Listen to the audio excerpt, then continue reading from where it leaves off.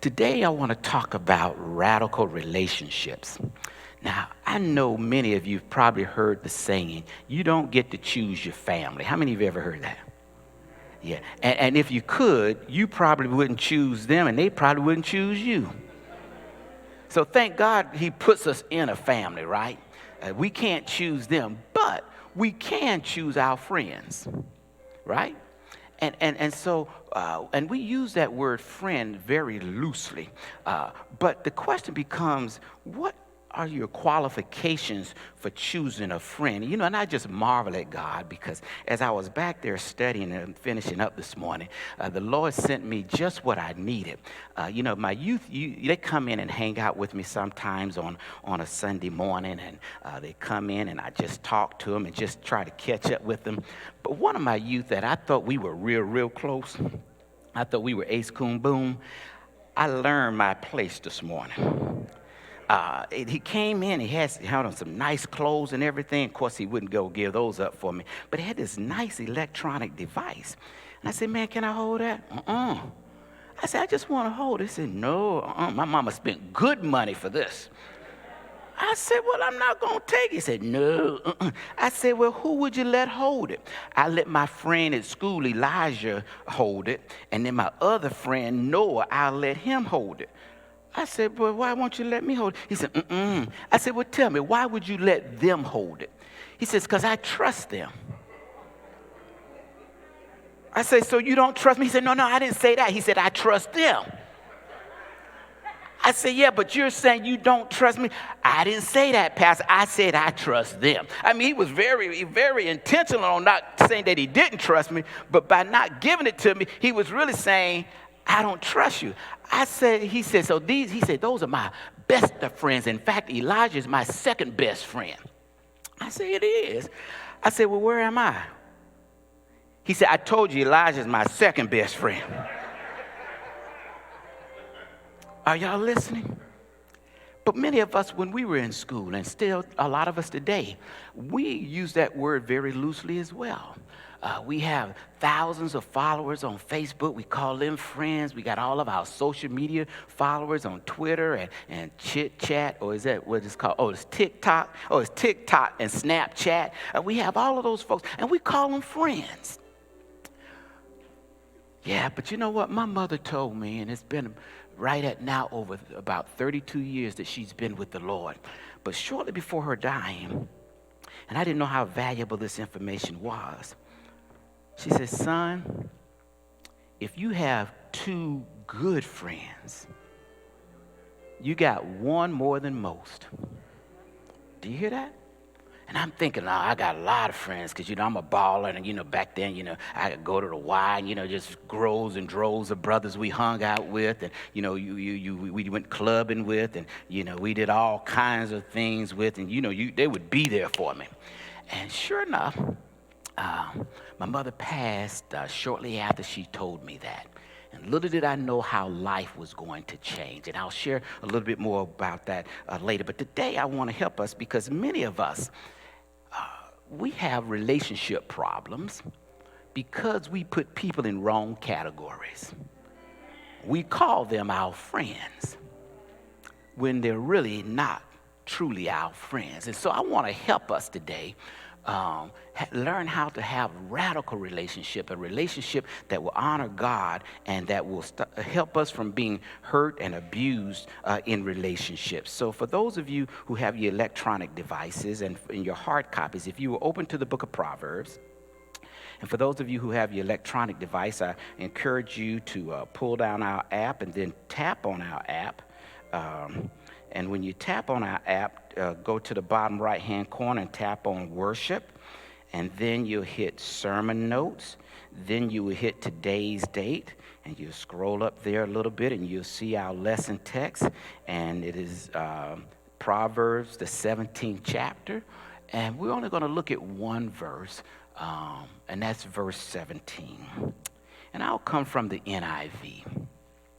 And there we find these words. A friend loves at all times, and a brother is born for a time of adversity. Now, We studied this book last year, a little bit out of it, and we learned that it was written by the wisest man to have ever lived prior to the day of Jesus, and his name was King Solomon. And so I would think that if we wanted to get some wisdom about relationships, we could go to the Bible. In fact, the Bible is nothing but one big relationship book. It is the best-selling book on relationships. So if you got any kind of relationship problems and you want the right solutions to them, there's the best book, the only book that you should go to is the Bible. And so here now, inside of the Bible, the book of Proverbs, if you really want some deep truths in capsule form, it's sort of like if you got a pain in your knee, you take some Advil, you don't go and get all the ingredients. You want just a pill that can take care of it right quick. Well, the book of Proverbs is your relationship pill. It can give you some quick advice on some relationship management, if I could say that. And so here now, in this passage right here, we see that the writer Solomon, who was the wisest man to have ever lived prior to Jesus, gives us how a radical relationship looks. And the first thing he tells us, he says, a friend. Now, let me just pause right there, because we need to identify and define what a friend is. But before I do, I want you to just take a moment, whether you're online or in the house or in the parking lot, I want you to write down two things. I want you to write down first what your definition is, or how do you define, or what characteristic does a person must have to be your friend. If you call somebody a friend, why do you call them a friend? Is it because you trust them, or because they live next door to you? Whatever you use, just take a moment and write it down. And if you're online, put it in the chat. I want to be able to see it later. I want to take a look at it. And y'all go ahead and just play me something a little soft there, because I'm going to give them a minute to do that. And then the second thing I want you to write down is I want you to write down your three best friends. Your Elijahs and your Noahs. The folks that you would let hold something. Now, I forgot to ask you, have any of you ever had relationship problems? Because maybe I don't need to teach this lesson. Okay, just a few of you. Okay, so we've had some. Okay, all right. So the first thing Solomon used, the word he used is a friend. And here's the problem is that when we use that word, we sometimes send the wrong message to the person, and we have the wrong expectations of the person. Let me say that again. When you tell someone that they're a friend, you're sending a message to them. But in your mind, you've got some expectations of them, right? So the minute you float that word out there, because you say, I got a friend at work, I got a friend at Walmart, I got a friend, I know some friends I got some friends that don't go to Walmart, but that's a whole nother story. But you got friends you work out with, right? You got friends that you go clubbing with, that you go shopping with, that you go eating with. And we include those folks. And we got them all on Facebook and everything. You show them all your pictures. And you talk about how good friends we are, best buds we are. But the first thing I wanted to help us with is that we call people friends. And we use that because we have shared interests. As I said, it may be your workplace, it may be where you worship, it may be where you work out, it may be where you shop, but you've got some shared interests. And because of that shared interest, you identify them as friends. But I would want to challenge you, and I would want to say that you need to change that to acquaintances only. That you're acquainted with that person, that you have some similarities in mind, that there are common interests and things of that nature. But because we use that word friend, once we have those shared interests, we move them along the friendship zone and the friendship trail.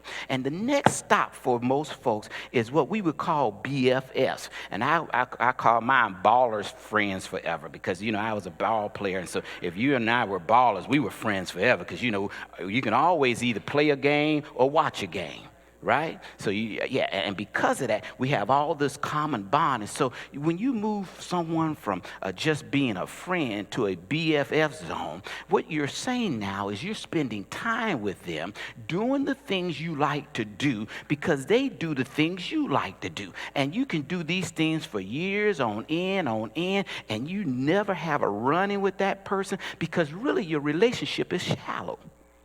Your relationship doesn't go any deeper than those things you share common interest in.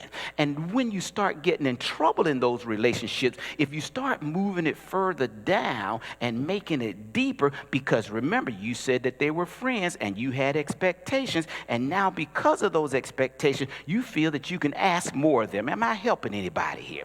And so we put people there, we call them BFFs, but you really need to call them friendly acquaintances forever.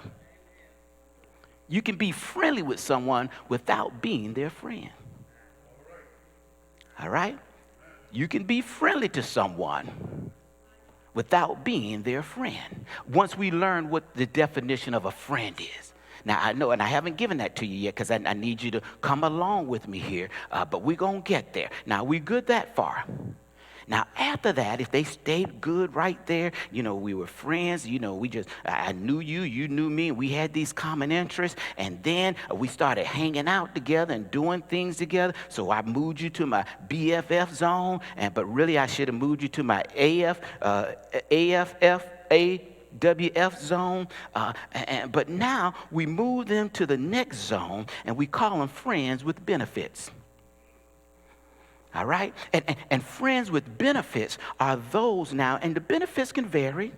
They can go from your bedroom to your bank account. Right? Yeah. And can I talk plain? And some of us move people from the friend to the friends, BFF, to the friends with benefit zone quickly. We can go from zero to benefits in hours, in days, in weeks, in months. Most of you don't take years to get there. Most of us move so quickly, and this is where we get in trouble because I'm calling them a friend, I put them in that zone, right? And what happens when you start giving up benefits? That's where the pain comes in. Now, let me see if I can help you out. How I know how quickly we move from zero to benefits in relationships. How many y'all know every now and then I might cut on the TV? Every now and then. And I was channel flicking on Netflix. And there was a series, little mini series called Inventing Anna. Any of y'all seen that? If you see, y'all don't want to raise your hand. I saw a few episodes. All right. And this young lady, the Anna Delphi Foundation, and she didn't have anything, but she lured her way into people's hearts and pocketbooks so quickly that she was running this scheme on them that she had million and billionaires flying her places, making promises to give her money to start a foundation because it was the Anna Delvey Foundation, the ADF, and folks were just being reeled in on her, and to the point she ran out of time because the bank didn't approve her loan. I'm giving the short version, and she ended up in jail. All right, but then there's another one out there, and it's just, I think you can watch that in just one time. It's not a series, it's a documentary called The Tinder Swindler. Don't act like y'all hadn't seen it. Yeah, and this guy here was running a Ponzi scheme. And the first woman up, I told you go from zero to benefits in hours at a dinner for a guy she met on Tinder that she knew nothing about other than the pictures and things that she saw on Tinder. Left her dinner, jumped on a jet to go to somewhere like Bulgaria or somewhere, ended up in bed in a few hours on a plane with another woman that he had been sleeping with his child. Benefits. She saw some benefits of what she wanted, and so she moved him from zero to benefits just like that. when really we need to call them AWS, acquaintances, or AWB, acquaintances with benefits.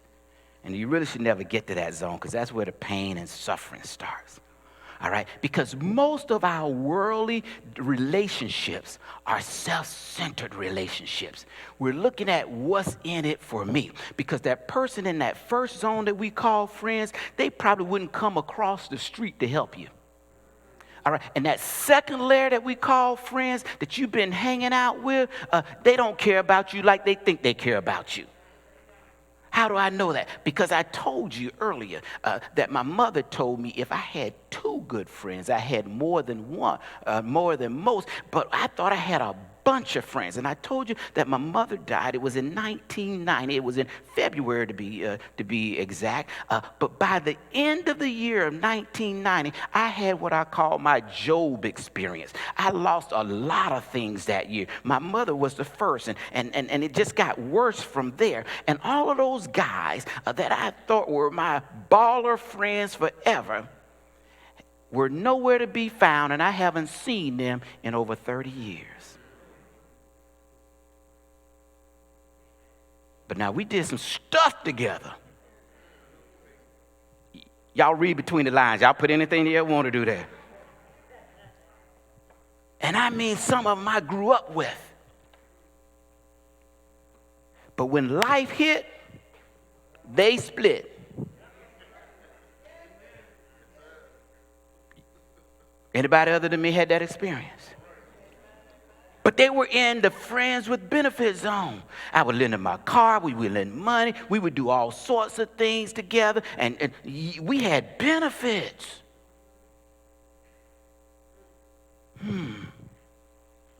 So let's take a look now. Can I just teach just a little bit? I might be 2 hours a day, but I think somebody needs some relationship helps here. And so if you would, open your Bibles, because now I want to start looking at how does God tell us to have relationships. I've already showed you our worldly perspective, and most of that, would y'all agree that was fairly accurate?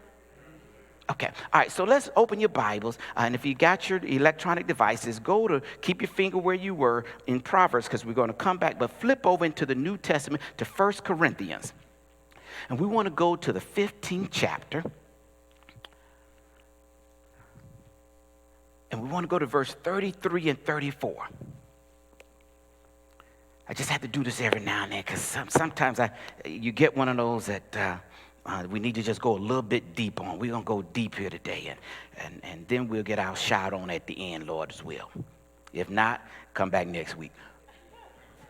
All right, 1 Corinthians 15. Look what it starts out. Do not be misled. Stop right there. I just talked about how we get misled, didn't I? Right out the gate, it says, do not be misled. Bad company corrupts good character. Now, bad company, he's talking about people who don't have the values and the views and the belief system and the priorities that you have. But now once we come inside the family of faith, there are individuals outside the family of faith that we don't need to be hanging out with. Now, let me just put a pin there. He's not saying that we don't need to have acquaintances. I just told you where folks need to be. We need to have acquaintances who don't know Jesus, but we don't need to be following them and having them all up in our business. All right? He's saying here that we don't need to do that because bad company does what? Corrupts good character. Now, some of us don't need help getting in trouble. But some of us, if we had just a little, we go over the edge very quickly. And so the writer there is Paul. He's telling us, don't do that because it's not good. Look what the next part of the verse says there. He tells us there, he says, after he says, come back to your senses. In other words, you know you were out there, right, as you ought. He says, and stop sinning. Why? For there are some of you who are ignorant of God. I say this to shame you. He's telling us now that he would rather embarrass you for the sake of God than to let you go on doing some foolish stuff. All right? Now, so what does God look for? Let's go back to the book of Proverbs now. In a relationship for us, and what do we need? And it's still found in the book of Proverbs. I'm going to another verse now. You right there in Proverbs, go to chapter 27, and I believe it's verse 17 there. Notice what it says here now. As iron sharpens iron, so there's that word again, friend. I haven't given you the definition yet, but I'm getting there. So a friend sharpens a friend. Now, let's just talk about that. How many of you got some knives at home? I ain't coming to your house. I'm not going to ask how many of you got guns, because if you got knives, you got guns. But that's okay, But notice now, he says, irons sharpen iron, right? So when he's talking about here, if you take a knife and you want to sharpen it, you need to put it on a stone or something, a hard surface where you can rub it against it. Now, do you not know when you're sharpening a knife, there is some friction there? Oh, somebody listen to me carefully here. And that the more you rub up against that object there, the sharper that knife will become. But it can be painful in getting there. But when you need to use that knife, when you need to be able to cut some stuff away and get rid of some stuff, you don't have a dull knife, you got a sharp knife. See, so what he's saying here is that you need to be sharp in your relationships, and you need someone. Now watch this. Notice in that text it says, as iron sharpens iron, so a friend sharpens a friend. What do you notice there? That the two of you must be of the same substance, going against the same stone, all right, rubbing up against each other in the same kind of way, so that you can get the results that you're looking for. Because if I'm sharp and using a rock, then we all ought to be using a rock to get sharp here. Somebody ought to be listening here, and that rock is Jesus. And the more I rub up against Jesus and you rub up against what Jesus says, the sharper I become and the sharper you become in your relationships. Oh, isn't that good? You see, so here now, what he's telling us is that we need those kinds of individuals in our life who will make us better, not bitter. All right, and so if you have a friend, I'm going to give you the definition here shortly, so just hang on with me here, that is that iron for you, is that object for you that you can rub up against that may cause some friction between the two of you, but because you know who you are and what you are, then it's going to make you better instead of bitter, because guess what? A true friend now, a radical relationship, guess what's one of the things they're going to want for you? They're going to want to help you live your life according to God's principles. That's what they want. That's the first thing. The second thing they're going to want for you is that they're going to want to build you up instead of tear you down. Okay? If you got someone that's always just putting you down, I'm not talking about giving you good advice. I'm talking about putting you down. There's a whole lot of difference between telling you what thus saith the word and putting somebody down. All right? And so they're going to build you up. They're going to help you live out your God's principle. And they're going to be selfless instead of selfish. All right? All right. So if you find that kind of person, let me give you a definition here now. A friend is a person who has your best interest at heart without ulterior motives. You want to write that one down. Who has your best interest at heart without ulterior motives. You see, you go back and you watch the Inventing Anna, she had ulterior motives. You go back and you watch the Tinder Swindler, he had ulterior motives. You see, people can befriend you because of what they want out from you and want from you, and you think that they're your friend when really they're not. But if you set some guidelines and some rules who you let in and how you let in, very few people will get in and get past the friend zone. You can be friendly to them. It's okay. This is help. Because now you say, okay, well, what's some of the characteristics? What's some of the behavior? We know what a friend is, but notice what Solomon says next. He says, a friend loves at all times. But again, we got another one of these words, love, because we throw that one around very loosely, just like we say friends. You know, I love my friends. Right? They just sort of go together.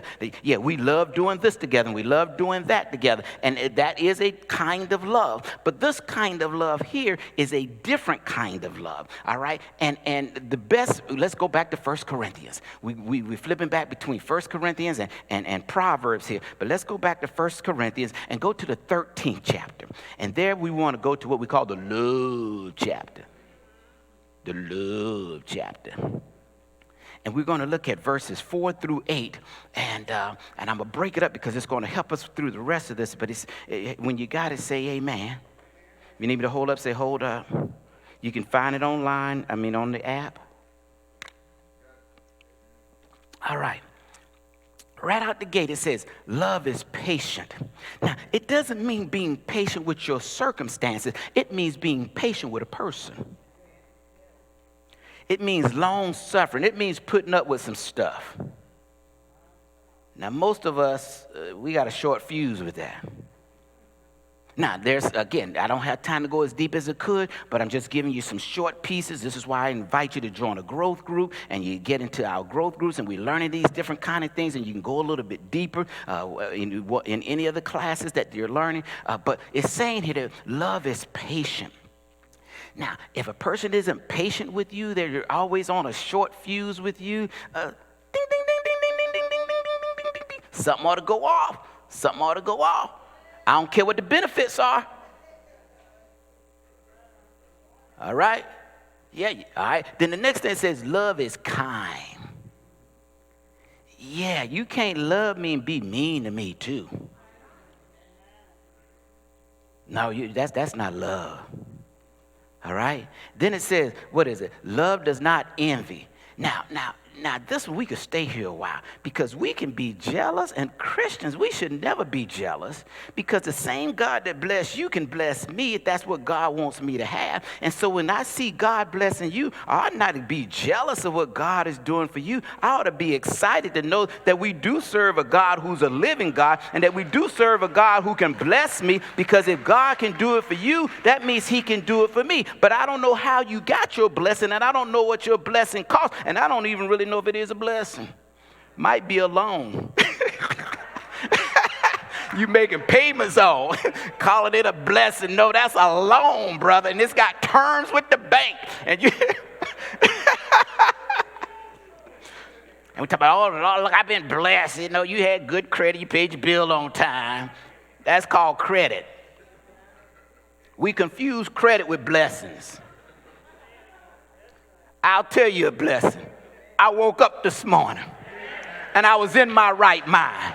I was able to put one foot in front of the other. I did not let my bed, God did not let my bed become my cooling board and my sheet, my shrine. I can tell you about a blessing. I can still inhale and exhale on my own. I can tell you about some little blessings, what God has done for me. At any time that I can just see who I am and know who I am and know where I am and can talk for myself and clothe myself and be in my right mind, I can tell you about a blessing.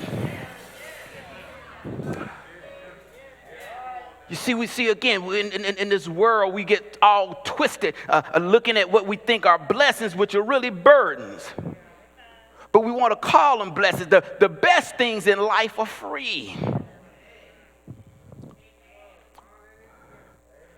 Next thing it says, love does not boast. You don't go around boasting about what God has done for you. And sometimes we don't even have to say it. It's just how we walk. You know, we walk like something good done. What's going on, child? You look like. Yeah, and then we're not proud. We're not like, it's all about me. You know, we got that swag with ourselves because of what God has done. No, it's in spite of me that God has done these things. It wasn't because I have been so good or have been so kind, that I've been so smart, that I've been in the right places. No, I've been in the wrong places many times. And if it wasn't for the grace of God and his hand upon me, no telling where I'd be. It's not proud. What else it says? It's not puffed up. It doesn't dishonor others. sometimes we build ourselves up by putting others down. Love doesn't do that. If I got to put you down to build me up, I'm not your friend. I'm not your friend. You don't have my best interest at heart. You got some ulterior motives why you got to build yourself up and why you got to put me down. And love is not easily angered. Some of us, I say, we got short fuses. You don't even know. Some folks, you just walk around like this. Good morning. How you doing? It's all right. Yeah. And then the next one says, love doesn't keep any records of wrong. Now, this doesn't mean you don't remember how someone has treated you, but it does mean that once you have reconciled it, that you don't go garbage shopping when you're in an argument and you losing and you go bring up some stuff they did in 62. Boom. Like where did that come from? We weren't even talking about that one. I thought we were past that one. Well, I was losing. And you just got to change the direction, right? You just got to change the direction of the argument. Then you start arguing about the old argument. When you're arguing about some stuff you'd already argued about and it had already been settled, somebody done switched up the game on you. Right then they were losing. They say, yeah, I need some. Well, you always do this, and every time we get here, you just keep doing the same thing over and over and over and over again. We always get right here to the same point again and again and again. It was over for you.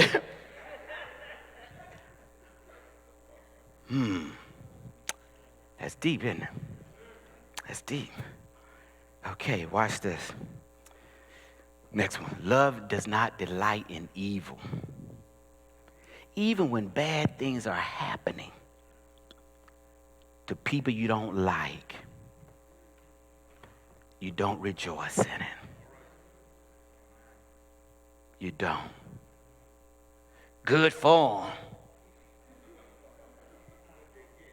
They got what was coming to them.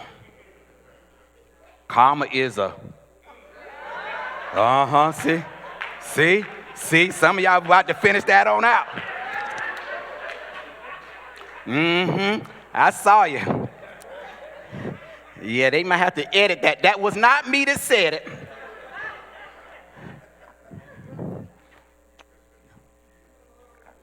But love rejoices in the truth.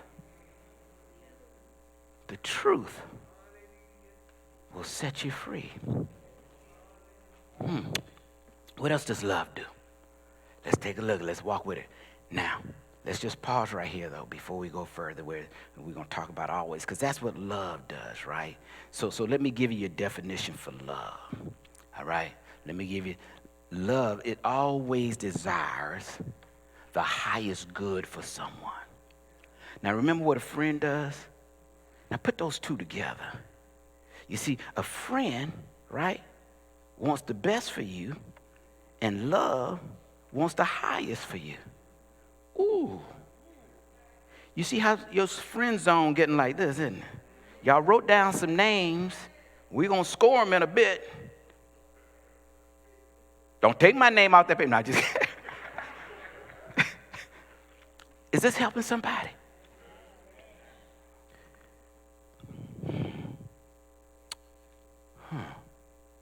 So look what it says. What does love do? It loves at all times. Watch this. It always protects. Means that it's going to protect your dignity. All right? It always trusts. All right? It always trusts. It always is trusting that the best is going to work out. It's just fixed like that. Because it wants the highest good all the time. It's going to hold out hope. That's why it says it always hopes. Even when it looks bad. Right now, you all, can I just pause? Because I said we got 40 days of prayer and our new series. I just marveled at God because God gave me the name of the series before what was happening in the world. And it says what the world needs now. Right now, it can seem hopeless. When we see all that's going on, people being attacked because of what? Selfishness. Because I want what you have. Because I don't have enough already. And because you left me, now I want you back. I can take you. That's all that's going on. It's a power play. It's a bully. It's a bully. But what the world needs now is we got to pray. We got to hold out all hope that God is in this, and He is. He is. He's doing something. I don't know what it is, but my hope is built on nothing less than Jesus' blood and righteousness. I dare not trust the sweetest frame, but wholly lean on Jesus' name. On Christ, the solid rock I stand, all other ground. All other ground.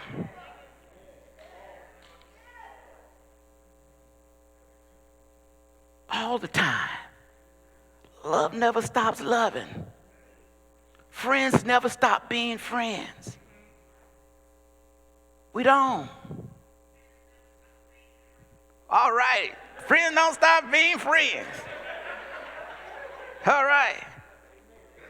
Did I give you a second takeaway yet? All right, let me give you a second thought. I gave you the first one, right? I didn't give you the first one. Ooh, man, forgive me. All right.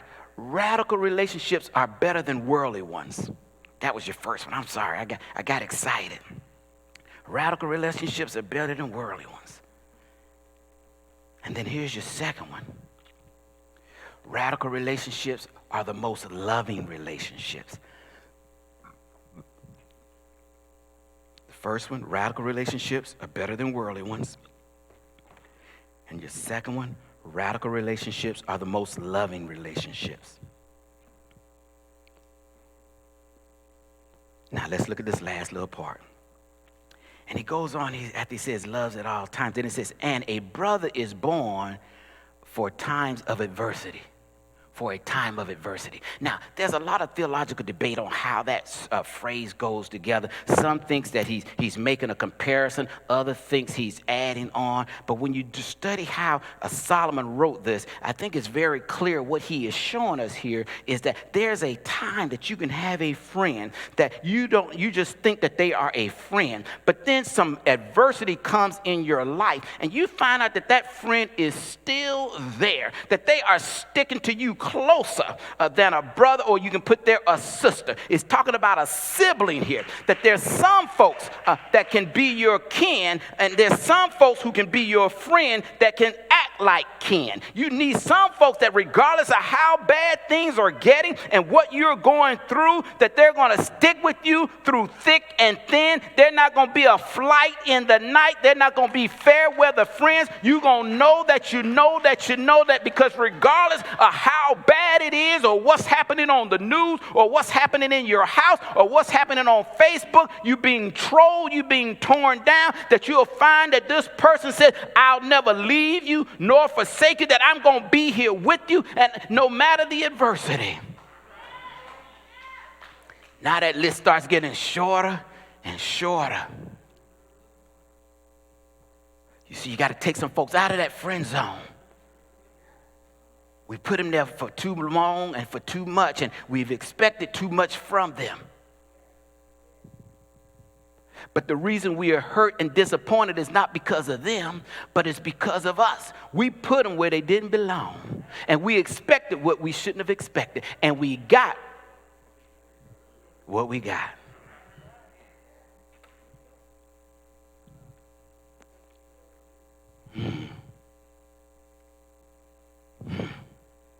So let me give you a third point here. Relationships, radical relationships, are there for every level. You need somebody that's going to be there for every level. No matter what may come your way. You need somebody. You need a friend that's going to be there, that's going to tell you, look, not what you want to hear, but what you need to hear. But they're going to do it in love. They're not going to tear you down. They're going to build you up. They're going to help you go through the valley experiences you're going through. We need a friend like that. Somebody in here needs that kind of friend. But I tell you, there is a friend that will stick closer than a brother. I say, what a friend we have in Jesus. All our sins and griefs to bear. What a privilege it is to carry everything to God in prayer. Oh, what peace we often forfeit. Whoa, what needless pain we bear. All because we do not carry everything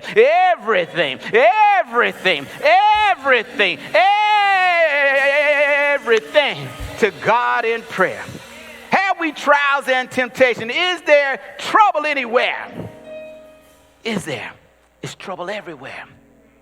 We should never be discouraged. Never. Why? Because I got a friend. I got a friend. And his name is Jesus. When you have that kind of friend, and John, I think it's in John the 15th chapter, I believe. I forgot that one. I think it is John the 15th chapter, verse 13. It says, greater love has no one than this, to lay down one's life for one's friend.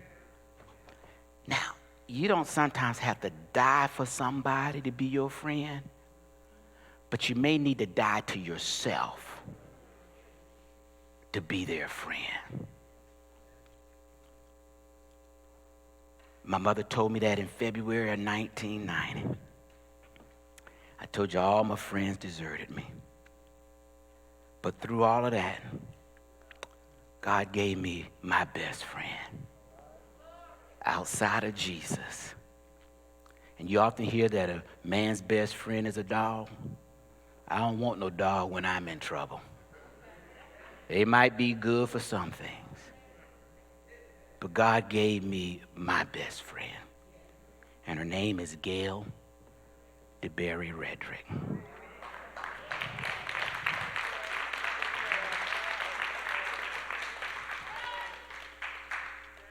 And brothers, if your wife isn't your best friend, you need to sign up for some counseling today, because something is wrong in your home.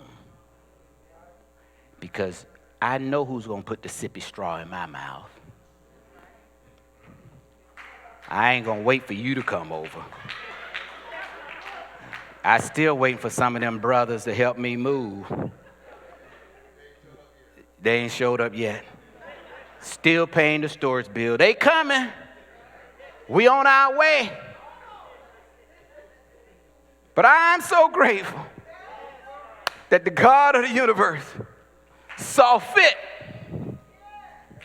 to send his son Jesus and to give me my best friend.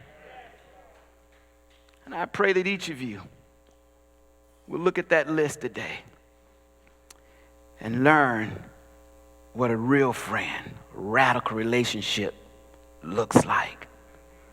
But that's what we need to be doing here with one another. That's what people need to see when they come to my Father's house. So let me just give you some takeaways, some radical takeaways. First thing, real friends are radical relationships. Real friendships are radical relationships. And this one I dedicate to my mother. It's better to have one true friend than 1,000 followers. Go look at your social media platform, and I know you like it when more folks like it and they following you and all that. But they're not going to be there when you need them to be there. In fact, they'll flip on you real quick. They'll block you. They'll stop following you. Little adversity, they don't want to be associated with you. And then the third one, friendships can be better than kinships.